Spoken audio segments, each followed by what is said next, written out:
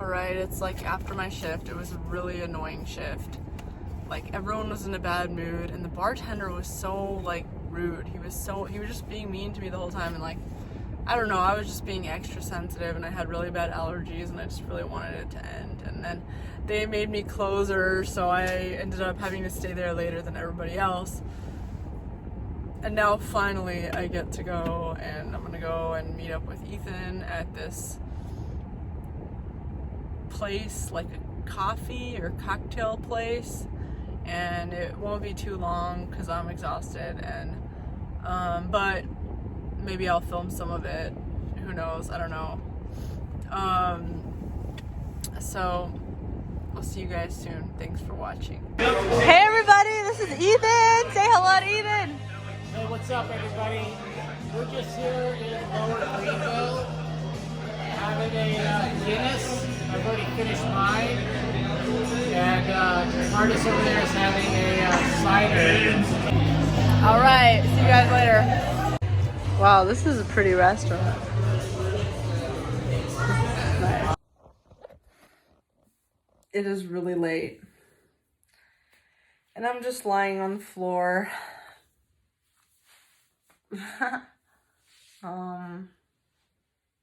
You know, I went out with Ethan. We hung out a little bit and we talked. We talked about politics, talked about the world, we talked about life, we talked about like business. You know, we have some business ideas. And then I came home. I talked to my uncle. And I'm just like, I'm so tired, but like, you know when you're so tired that you can't fall asleep anymore? You know, it's like, I feel like I've been like that all night because I barely slept last night. And, you know, I napped a little bit today, but not really. Tried to nap. I'm so tired, and it's like gonna be so hard to fall asleep tonight. Unless I take a gummy, maybe I'll do that. I can't stop sneezing, and it's driving me nuts. I just woke up. I took a nap in the middle of the day because my allergies were getting so severe that like I couldn't breathe. I was just sneezing nonstop, and I couldn't like do anything, and I was so tired from like sneezing nonstop. I don't know, and right now it's coming on again. I don't know if this is like normal, but I took a whole bunch of medicine and I just went to sleep. And I just woke up because I have work now, and I know it's going to be a miserable shift because I feel it coming on again, and they're probably going to put me on the patio tonight. But it's fine because I'm going to make money. I made actually like a good amount last night because they put me on the patio, even though I was sneezing the whole time, and people felt bad for me, so it actually helped my tips. So, yeah, I always feel like kind of depressed when I wake up from a midday nap because it feels like the day was going on without me, and I feel like so lonely, you know, like there's like no one to talk to and there's like nothing to do, and the only thing I have right now is just like me, and then I'm gonna go to work, but it's just a feeling. I always feel like this after a midday nap, so I just have to remind myself that it's not gonna be permanent. It's like a passing wave, and then I'm gonna go to work and I'm gonna be all animated, and then I'm gonna come home, and then I'll get to edit some stuff, and then I'll get to put out some more videos for you guys. And like honestly, I love doing that. So okay, see you guys later. Just got out of my shift and everybody was in a bad mood, and so like I actually realized that it wasn't just me. The bartenders were complaining about absolutely everybody, and they were mostly complaining about the young girls. Like, I mean, I'm not calling myself a young girl because I'm like 28. That's not really, you know, but there's a few like girls there. They're like in their 20s, and like the older waiters and waitresses were complaining about them, and they weren't complaining about me in front of me, but I know they were complaining about me too because they were just being so like I mean, not today, but like the other day, they were just being so mean to me for no reason. And so I know it's not personal, like they're upset about something, and I think it really just has to do with between them and their managers. Like they're upset that they're not getting certain like privileges that other restaurants give their staff that are more tenured and whatever. And like, you know, this restaurant doesn't really have a huge differentiation between servers and bartenders. Like there's one guy that only does bartending, so we call him the bartender, but like everybody does drinks, like, everybody stands behind the bar sometimes. It's not that kind of place where it's like separated. But I don't know, everyone was just in a really, really bad mood, and I actually made good money tonight, so I don't feel bad. And so I might, and I have all my art stuff, so I might actually just sit and do some art. I was supposed to meet my friend, and as always, I'm late. I'm always late, and my friend is gonna be pissed. But we're gonna go and hang out with my other friend, Ali, which some of you on the internet know and love, and the rest of you know and hate. But I'm gonna try and film it. I'm gonna first ask their permission, because neither of them are really, that into this kind of stuff, vlogging and all that. But I'm gonna try, get you guys the good content. And if that works, you'll see.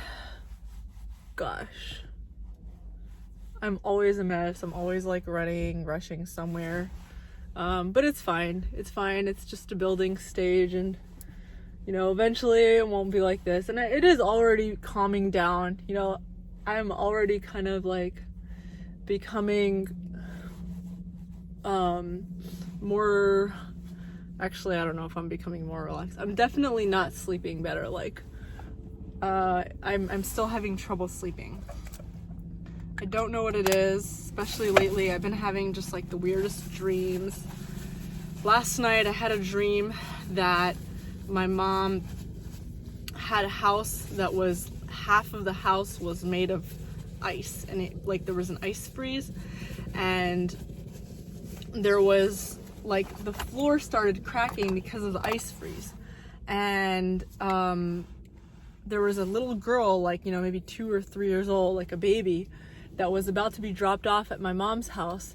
And I was trying to warn her, and I think the little girl was probably me in the dream.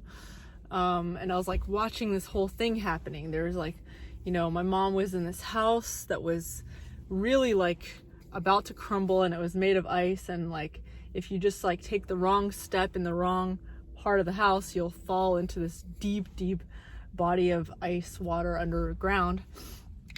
So this little girl was about to like be dropped off at her house, and I wanted to warn the girl. I kept warning her, like, careful, like don't step in that, be careful where you step there.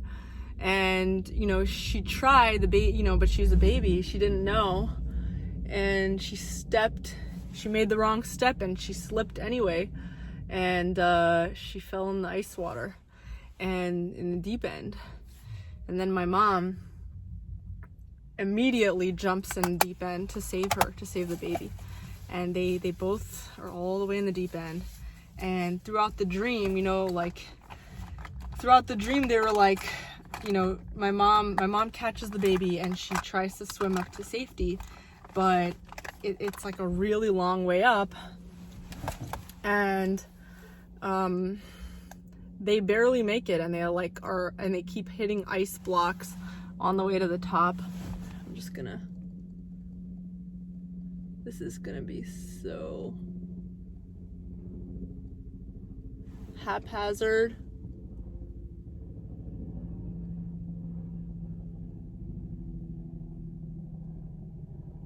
I really don't want my friend to get mad at me, but I also really don't want to look like shit. I don't know, you can't tell. So we kept hitting like ice blocks on the way up, and it was just really stressful. And then finally we started getting close to the top, to the shallow. And meaning my mom and the little baby. And so, you know, I won't get too much into my family history, but bottom line, you know, I'm the oldest. Me and my mom have gone through a lot together, you know. I was a little baby. She had me when she was 17, you know, she was in an arranged marriage. When, you know, she was arranged when she was 14, she was a baby. And so she was a baby with a baby. We really did go through a lot together. We had a very complicated relationship growing up, and the older I get, the more I understand myself, the more I understand my mom, the better our relationship gets. And I think what the dream was trying to tell me, part of it was like, you know, telling me that we're almost at the shallow end. We're almost safe. And I knew that, like, even if we did make it, we wouldn't come out of it without some kind of like injuries, you know. We would have water in our lungs and it would take a while to heal, but we would make it. And in the dream, like, we were really almost there. And so, as disturbing as that dream was, it was also kind of reassuring. You know, I told my mom about it. I texted her, you know, it was like 3 a.m. You know, 3 a.m. for her. For me, it was like 4 or 5 a.m. I don't know. I texted her about it, and she seemed to really like it. And, yeah. Maybe I'll get fake lashes. What do you think? Almost done. Just gonna put some blush. So, yeah, my sleep has been just really crazy lately. You know, been thinking a lot about life, and, you know, been thinking about my ex, my most recent relationship. That was a very intimate relationship. It's very close. You know, I didn't trust him. And I think that was a big thing that I don't even think I realized it in the moment, but like, I really didn't trust him like the whole time. And, you know, I actually don't think that he deserved for me to not trust him. Like, I think he actually was being real, but it was just a lot very fast. And it was a lot of things that a lot of boundaries were crossed. You know, I crossed boundaries, he crossed boundaries, and it was a lot very fast. And I think I really panicked. Like, it was real panic. It was like a very, very emotional reaction that I had. And there were many reasons why I think I panicked, you know, like, it was something that I wasn't ready for. And then, you know, the financial stuff, all that, you know, all the stuff that came with it. But, you know, the bottom line is that I have a lot to work through mentally, like emotionally, obviously financially, but, you know, the finances come. You know, maybe I'll be bold and I'll wear some of this lipstick. Don't laugh.